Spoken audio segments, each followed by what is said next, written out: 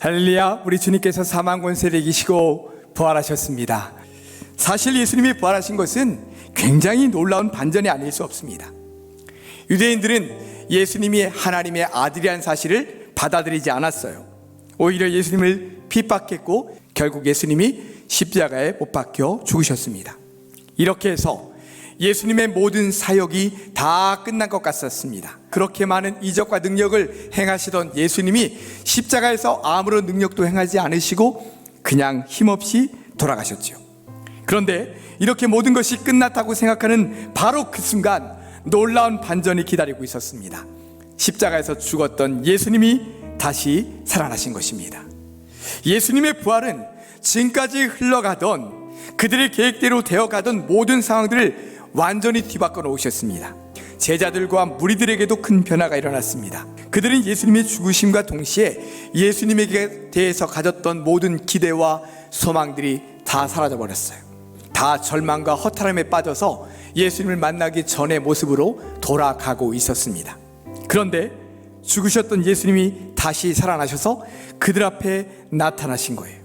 예수님이 하나님의 아들이심을 그들은 비로소 깨닫게 되었습니다. 그리고 예수님을 중심으로 모이게 되었죠.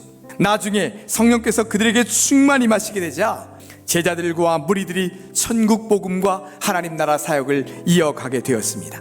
비로소 하나님의 제자로서의 사명을 제대로 감당하게 된 거죠. 이처럼 부활은 기독교 신앙에서 가장 중요한 것입니다.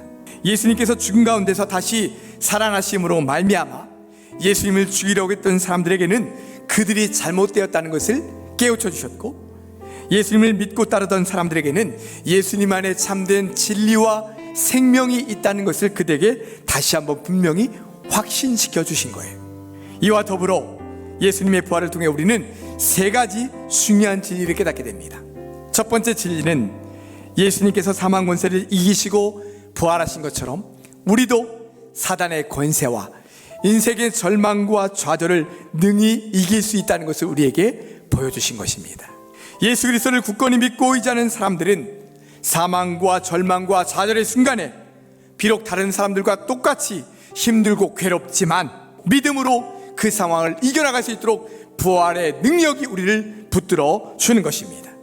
예수님의 부활이 우리에게 말씀하시는 두 번째 진리는 예수님께서 부활하신 것처럼 우리도 부활할 거라는 사실입니다. 예수님은 자신을 부활이요 생명이라고 말씀하셨어요. 그리고 나를 믿는 자는 죽어도 살아날 거다라고 말씀하셨죠.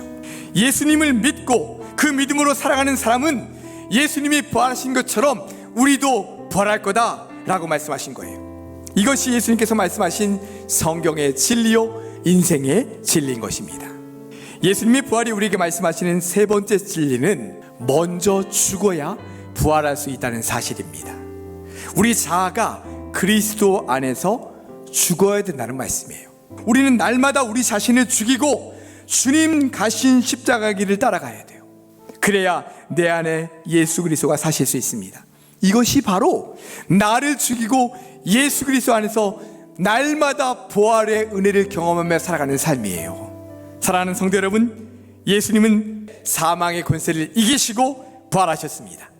이제 부활하신 예수님의 능력이 우리의 능력이 될 수 있기를 원합니다.